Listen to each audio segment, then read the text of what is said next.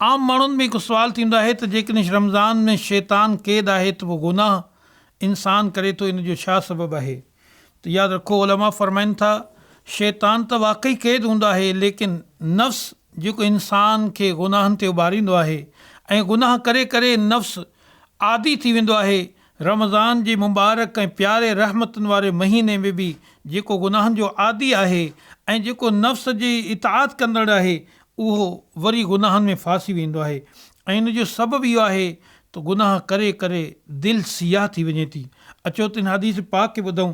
हदीस मुबारक में अचे थो जॾहिं कोई इंसानु गुनाह कंदो आहे त उन जे दिलि ते हिकु कारो नुक़्तो बणिजी वेंदो आहे।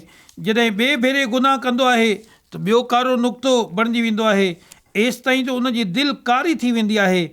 नतीजे में भलाई जी ॻाल्हि संदसि दिलि ते असरु नाहे कंदी। हाणे ज़ाहिर आहे जंहिंजी दिलि ते ही ज़ंगजी ख़राबु ऐं कारी थी चुकी हुजे उन ते भलाई जी ॻाल्हि ऐं नसीहत किथे असरु कंदी? माह रमज़ान हुजे या ग़ैर रमज़ान, अहिड़े इंसान जो गुनाहनि खां परे ऐं बेज़ार रहणु निहायत ई ॾुखियो थी वेंदो आहे। उन जी दिलि नेकी जी तरफ़ माइल ई नाहे थींदी।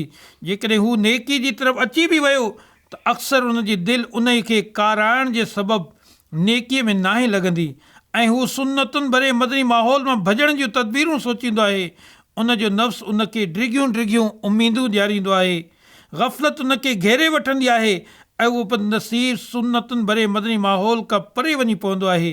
माह रमज़ान जूं मुबारक घड़ियूं, बल्कि कॾहिं कॾहिं पूरियूं पूरियूं रातियूं अहिड़ो शख़्स रांदि रूंद, गाननि बाजनि, ताश ऐं शतरंज, गपशप वग़ैरह में बर्बादु कंदो आहे।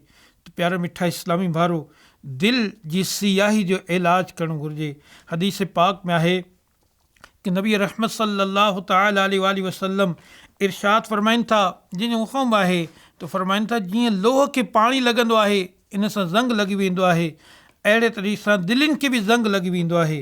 अर्ज़ु कयो या रसूल अल्लाह सल्लल्लाहु अलैहि वसल्लम, इहो दिलनि जो ज़ंग कीअं लहे?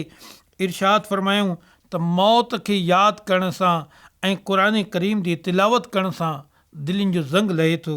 त प्यारा मिठा इस्लामी भारो, ही नुज़ूले यानी क़ुरान पाक जे नाज़िल थियण वारो मुबारक महीनो आहे।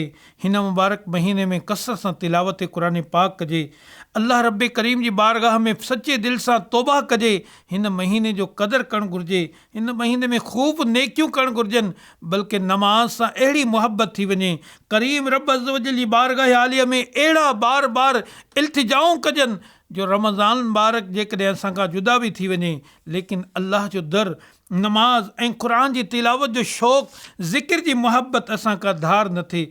अल्लाह करीम असांखे रमज़ान में ख़ूब इबादत जो ज़ौक़ ऐं शौक़ु नसीब फरमाए ऐं मरण घड़ी ताईं पंहिंजी इबादत जो, पंहिंजे प्यारे महबूब सल्लल्लाहु अलैहि वसल्लम जी सुन्नतुनि जे मुताबिक़ ज़िंदगी गुज़ारण जी तौफ़ीक़ अता फरमाए।